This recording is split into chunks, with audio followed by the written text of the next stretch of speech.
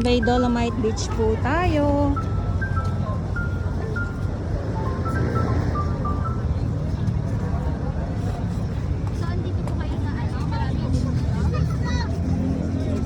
Ayan, so dito po muna tayo sa Dalampasigan. Good morning, ang ganda naman. Ano yung sa pagpasok dito, tas may payong na sumalubong sa atin kaagad. Payong siya. Ay! Good morning! Umaarangkada itong itong Go Traktora. Nabigla ako Ito yung sinasabi ko sa inyo.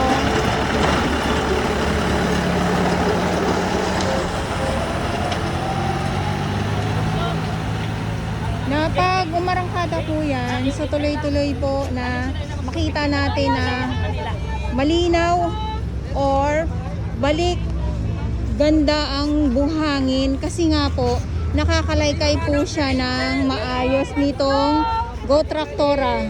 Ayan. Or napapantay po siya kasi napapailaliman na po siya ng gray sun or ng black sun.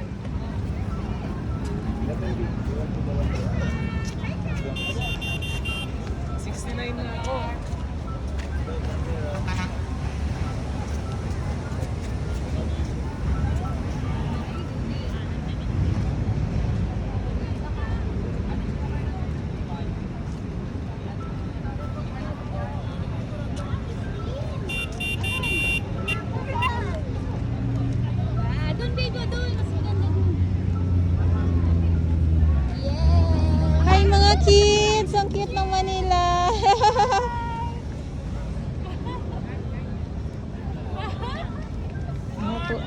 Natuwa sila.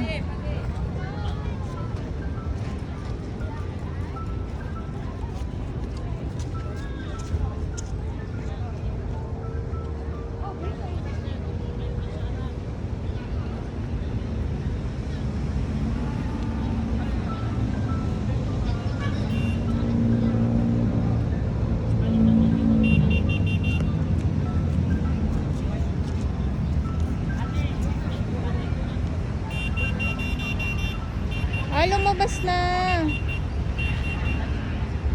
Ganda ating Dolomite Beach. Complex. Ito sila.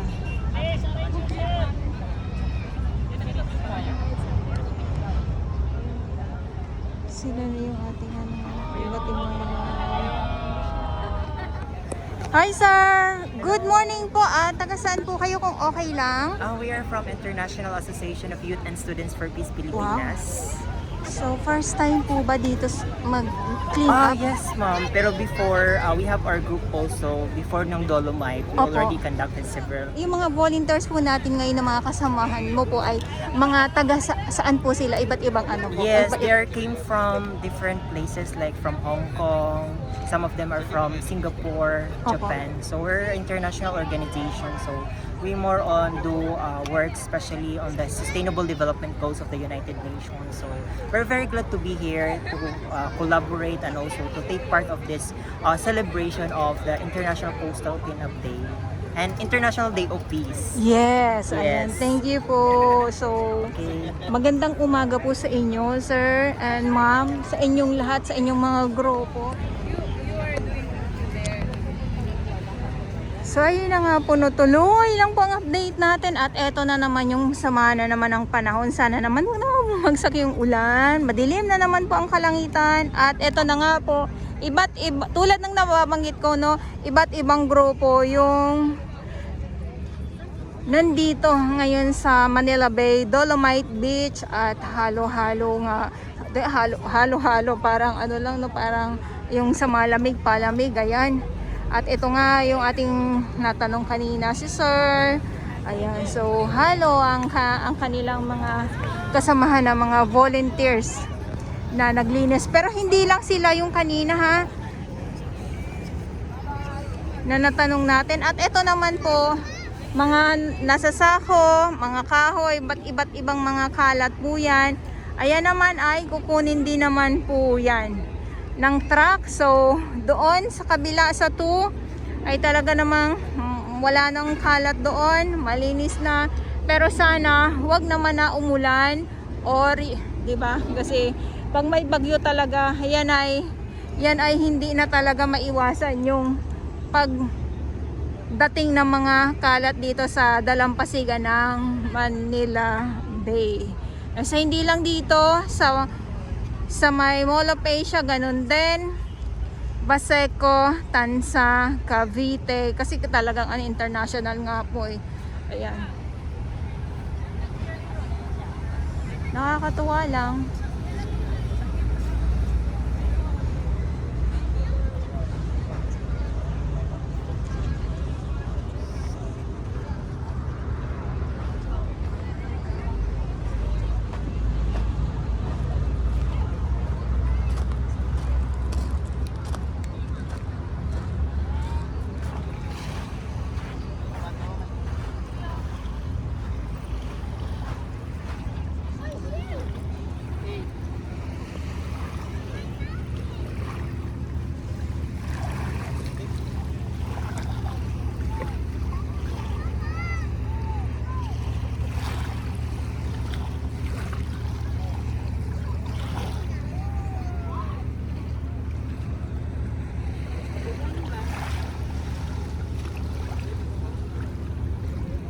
Sana naman wag naman bumagsak. Ayan, kitang-kita naman.